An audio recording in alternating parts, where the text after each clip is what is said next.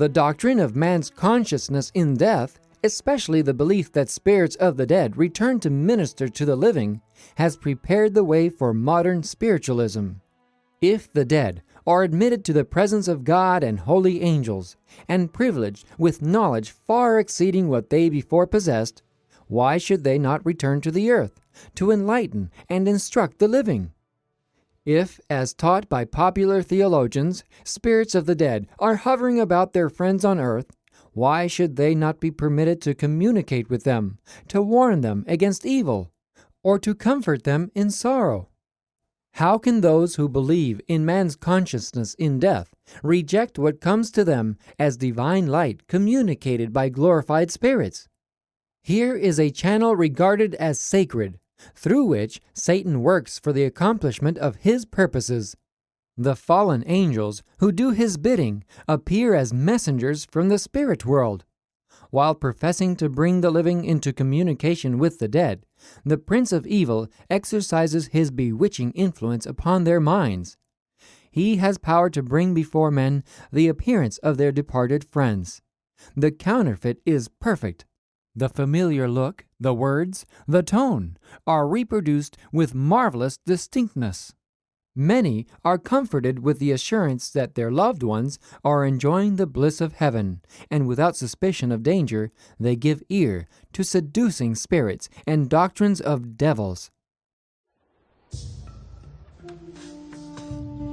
Now the Spirit expressly says that in latter times some will depart from the faith, giving heed to deceiving spirits and doctrines of demons. Hollywood and its crusade of occult, New Age, Illuminati, satanic religious indoctrination has been going on for quite a while, and no one seems to pay any attention to the destructive influence of this medium that we call Hollywood, or the television, the movies, that we are being bombarded with day by day, constantly, year by year, as it indoctrinates the minds of its viewers with all sorts of devilish teachings that spring right out of the occult, out of the Kabbalistic teachings of those Jewish mysticism, teachings that spring out of witchcraft, sorcery, and all its practice that is associated with it, like necromancy, the Ouija board, and all sorts of dark occult witchcraft practices. Hollywood has been exposing the minds of its viewers, both young and old, by absorbing all of these diabolical teachings, doctrines of devils that has been transforming the lives and the mind and hearts and souls of its viewers as they continually and unsuspectingly to view and watch the many shows and movies and television programs that are being, shown today by these TV networks. Hollywood is really a church of the Satanists. It is a church of the atheists. It is a church of the communists. It is a church that spawns everything that seems to be against Jesus, Christianity, and all that the Bible stands for. So as we go through this presentation exposing the doctrines of devils in Hollywood, we would like to look at some of these views and teachings that are being taught to an unsuspecting audience, like teachings like the immortality of the soul, teachings that encourage the belief in spiritualistic teachings, like teachings that advocate communication with the dead, teachings that teaches that man has consciousness even in death, and other types of witchcraft and occult diabolical teachings that are straight out of the New Age movement, straight out of those types of occult practices and the esoteric teachings of the New Age. So sit back, and as we explore and look into many of these views and teachings that have been indoctrinating the minds of its viewers.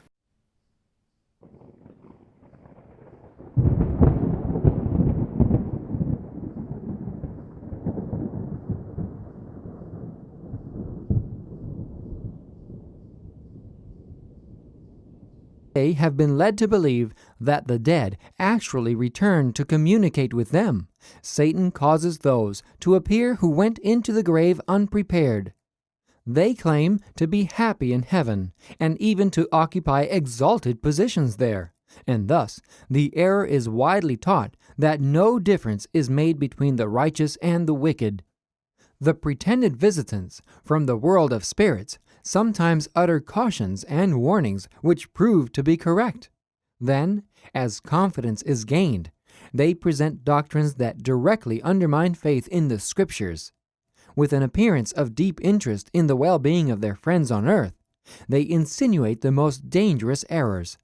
The fact that they state some truths and are able at times to foretell future events gives to their statements an appearance of reliability, and their false teachings are accepted by the multitudes as readily and believed as implicitly as if they were the most sacred truths of the Bible. The law of God is set aside, the Spirit of grace despised, the blood of the covenant counted an unholy thing. The spirits deny the deity of Christ and place even the Creator on a level with themselves. Thus, under a new disguise, the great rebel still carries on his warfare against God, begun in heaven, and for nearly 6,000 years continued upon the earth.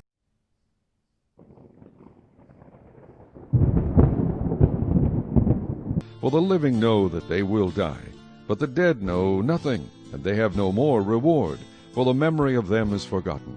Also their love, their hatred, and their envy have now perished. Nevermore will they have a share in anything done under the sun. Put not your trust in princes, nor in the Son of Man, in whom there is no help. His breath goeth forth, he returneth to his earth, and that very day his thoughts perish. The Bible is very clear on its position and view as it regards the dead. Many of the movies and teachings of Hollywood seem to go against what the Bible has made clear in regard to the dead. Yet still, many still trust to the lying beliefs and concepts of Hollywood in its portrayal of the dead as having existence and consciousness. Still, the Bible states clearly that the dead knows not anything. Whenever someone dies, that they exist no more. They have no more existence, no more anything that is going on under the sun. Yet still, the movies of Hollywood seem to portray death as having some kind of plane of existence in some other spirit realm where there is knowledge, where there is activity, where these dead are able to come back and communicate with the living in communicating knowledge. All of these positions are really the workings of evil angels who masquerade and portray themselves as the spirit or the ghost of those departed ones. This is one of the deceptions of Satan in having many trust and believe in these views and ideas, that people believe in practices like necromancy, seances, Ouija board, where people seek to have communication with the spirits of dead. These are the teachings of the occult world in witchcraft, sorcery, and necromancy.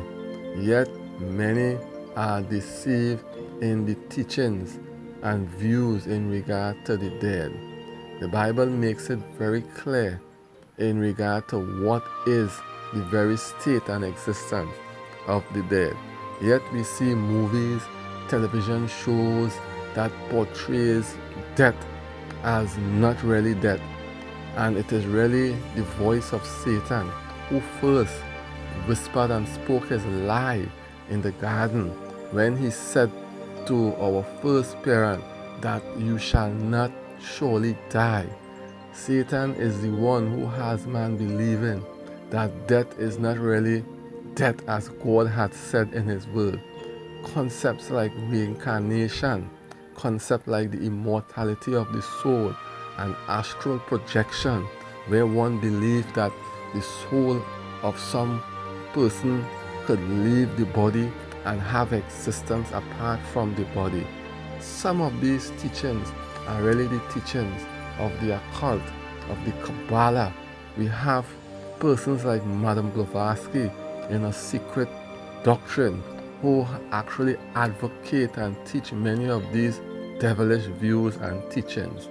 The Bible does not support or sustain these views, yet we find even in the Christian world that many of these views has reached over into the church and have influenced many, like the Catholic Church, who push these ideas of when someone dies, their soul either goes to some place called purgatory or hell, where it is eternally burning forever and ever, or the souls of the departed, one goes directly into heaven to enjoy the bliss of paradise. These are some of the confused teachings of many of the apostate false religion that is deceive in regard to these simple plain truths. The Bible is very clear, but many trust the words of the ministers and pastors rather than to listen to the very simple plain teachings of the scripture and to give up many of these long-held errors that they believe in. We see movies like Matrix that actually portrays these kind of views, movies being done by Walt Disney, where they actually emphasize a lot of these lies about the dead and its existence. See movies like Star Wars and other types of movies that portray human beings having communication with the dead and spirits that come from some other realm or other world to speak and to impart knowledge and guidance to the living. Such are some of the things that the Bible condemns and the Bible forbids, but yet still, these are the teachings of many as it relates to this subtle deception of Satan and evil angels who comes and masquerade as the spirit or the ghost of the departed. When we look at some of the movies, these are some of many of the things we see. As we looked into some of these movies and see what it is really that is being taught, you will see clearly that Hollywood is really into witchcraft, sorcery, necromancy, and a whole host of diabolical dark teachings and views that encourage the practices of many of these things. So let us analyze and listen carefully to what the Word of God has to say in regard to these things. Spiritism, a general term for the belief that the spirits or souls of the dead communicate with the living through a medium or psychically sensitive individual. The term has been used with two quite different meanings in the 20th century. In conservative Christian circles, it is often used as a derogatory term to describe spiritualism in anti-cult literature. It is also used as the designation of the followers of the particular spiritualist teachings of Allan Kardec, 1804 to 1869, a French medium who also had immense influence on the development of spiritualism in Spain, Portugal, and South America, especially Brazil. Kardec, though, was distinct from British and American spiritualism in the 19th century by its advocacy of belief in reincarnation. Necromancy, divination by means of the spirits of the dead. From the Greek nakos, dead, and mantia, divination. It is through its Italian form, necromancia, that it came to be known as the black art. With the Greeks, it originally signified the descent into Hades in order to consult the dead rather than summoning the dead into the mortal sphere again. The art is of almost universal usage. Considerable differences of opinion exist among modern adepts as to the exact methods to be properly pursued in the necromantic art, and it must be borne in mind that necromancy, which in the Middle Ages was included in the practice of sorcery, malevolent magic, usually traditionally accomplished through the assistance of a demonic spirit, shades into modern spirit contact in spiritualism. Necromancy has long been regarded as the touchstone of occultism, for if after careful preparation the adept can successfully raise a soul from the other world, he has proved the success of his art. The occult sages of the past have left full details as to how the process should be attempted. Seance, a major structure of spiritualism. The seance is a gathering of a small group of individuals who sit together to obtain paranormal manifestation or establish communication with the dead. At least one member of the group is usually a medium, or at least possessed of some mediumistic power. In 1848, the Fox family at Hadenville, New York, called in their neighbors to listen to mysterious rapping songs, which later became famous as the Rochester's rapping, and were responsible for inaugurating the modern spiritualist movement. The gathering was too informal to be called a seance, although all the necessary elements were present. But within the following 2 or 3 years, the concept of spirit communication spread throughout a large part of the eastern states, and many spiritualist seance circles were formed. In the early stages of the movement, these seances were conducted by private mediums who took no fee for their performance. Later, professional mediums arose whose seances were open to the public for a fee. Both public and private seances continue to be an indispensable feature of spiritualism. Quoted from Encyclopedia of Occultism and Parapsychology, Volume 1 and 2. As we see, as stated from this Encyclopedia of Occultism and Parapsychology, that the practice and the belief of spiritualism, or the communication of the souls and spirits of the dead, are practiced through the ages by many of these people who practice these dark arts, even in Portugal, in Spain, all over Europe, even in America, has become so widespread and accepted and common that we see Hollywood is now teaching and practicing these types of devilish practice and beliefs, and encouraging it among its audience by the productions of certain movies that we can see.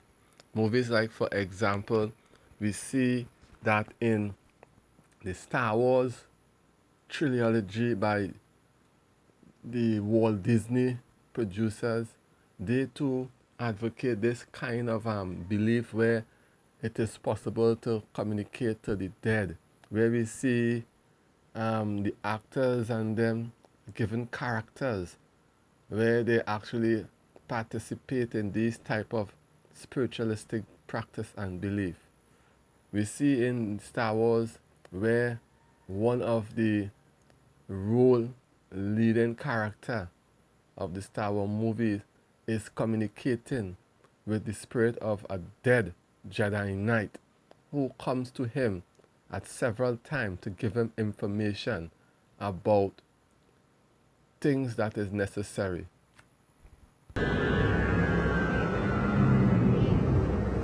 Luke? Luke?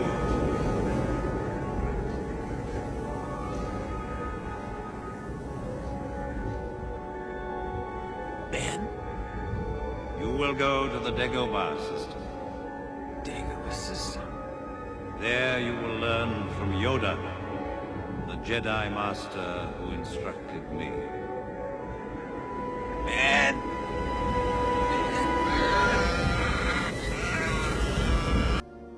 Yoda will always be with you. Obi-Wan.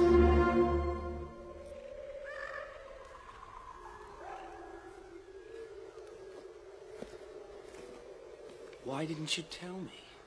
You told me Vader betrayed and murdered my father. Your father was seduced by the dark side of the Force. He ceased to be Anakin Skywalker and became Darth Vader.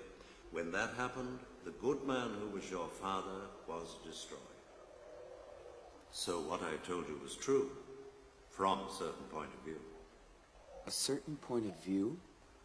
Luke, you're going to find that many of the truths we cling to depend greatly on our own point of view. Anakin was a good friend. When I first knew him, your father was already a great pilot, but I was amazed how strongly the Force was with him. I took it upon myself to train him as a Jedi. I thought that I could instruct him just as well as Yoda. I was wrong. There is still good in him. He's more machine now than man, twisted and evil. I can't do it. Notice that the spiritualistic manifestation of these so-called spiritual visitants from the other spirit realm always comes and distort the truth of God's word and communicate dangerous heresies and doctrines of devils to its listeners who give ears to these seducing spirits and their doctrines of devil. We see that while Luke was speaking to this so-called dead spirit of this Jedi Knight who lied to him and told him that his father was murdered by Darth Vader, now changes his position and said to Luke that how truth is based upon our own perception. What a dangerous thing that if truth were to be based upon one's own perception, how can one arrive at certain truth and truth in its absolute sense be truth? If we hold to these kind of views and concepts, what is truth to me could not be truth for someone else, and what is truth for someone else could not be truth for me.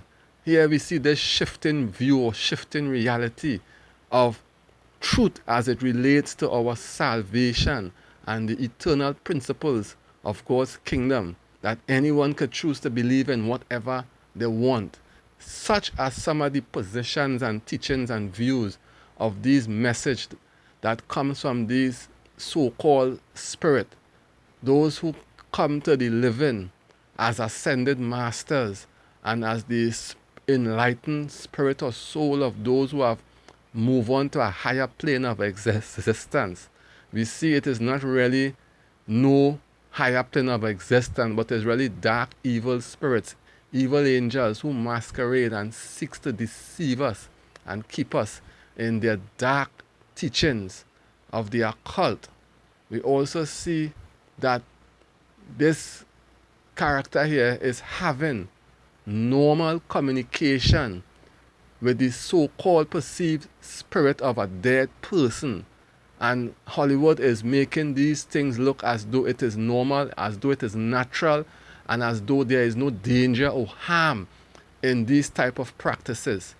When we really get to know the reality of these things, it is very deceiving and alluring to those who engage in these kinds of practices that one could actually get demon possessed by these spirits One could lose their mind, lose control of their reality when these spirits decide to take control of one's mind.